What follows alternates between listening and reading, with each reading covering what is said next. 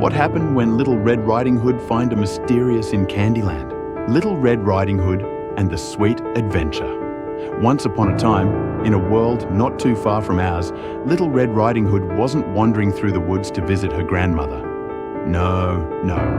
This time, she found herself in a very different kind of adventure. It all began when she spotted a shimmering, rainbow-coloured pathway just beyond the old oak tree in the forest. Her curiosity, as bright as her famous red cloak, got the best of her. Well, what's the harm in taking a little peek, she thought, stepping onto the sparkling path. The moment her boot touched the trail, the world spun in a whirl of sugary scents and candy-coloured lights.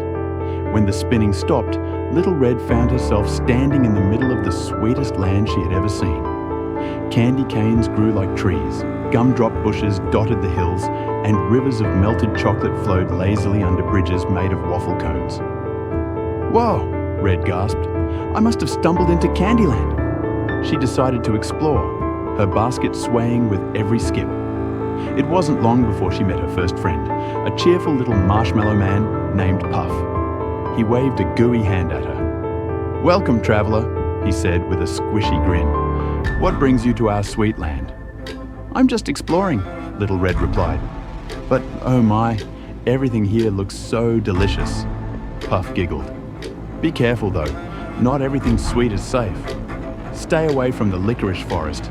It's ruled by Sour Sybil and she doesn't like visitors." Red's eyes widened, but she nodded. "Thanks for the warning, Puff." As she continued her journey, she passed through Lollipop Lane, where enormous lollipops spun like pinwheels in the breeze. Then she ventured into Jellybean Meadow, hopping across a path made of jelly beans that squished slightly under her boots. Along the way, she met more candy characters. Caramel Cornelius, a sticky but kind caramel creature who offered her a piece of his caramel corn, and Queen Cupcake, who ruled over Sprinkle Square with her frosting crown and warm smile. But just as Red thought Candyland couldn't get any better, dark clouds began to roll in. The air turned tangy and the candy colours dimmed. Puff popped back into view, his marshmallowy face squished in worry. "It's Sour Sybil," he squeaked. "She's upset because someone stepped on her licorice vines." Before Red could explain she hadn't been anywhere near the licorice forest, a towering figure appeared. Sour Sybil was tall and thin, her dress made of twisted licorice ropes, and her hair fizzed like soda pop. She glared at Red with her lemon drop eyes. "Who dares enter my land without permission?" Sybil hissed.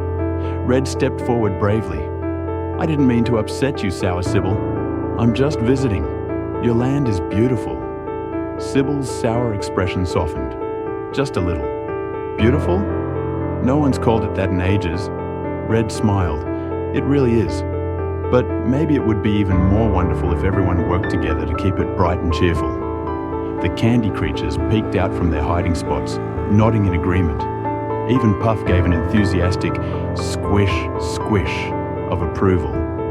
Touched by Red's words, Sybil let out a deep sigh that smelled faintly of lemon sherbet. "Maybe I've been too sour," she admitted. "I'll try to be sweeter." To celebrate their newfound friendship, Red and her new friends threw a candy carnival. Red helped Sybil hang gummy garlands and set up cotton candy clouds. The rivers of chocolate sparkled again, and the candy canes swayed happily in the wind. When it was time to leave, Red waved goodbye to her sugary friends. As she stepped back onto the rainbow path, she turned around and called out, "Thank you for the adventure. I'll never forget Candyland." And with that, she was back in her familiar forest, her basket full of treats and her heart full of sweet memories.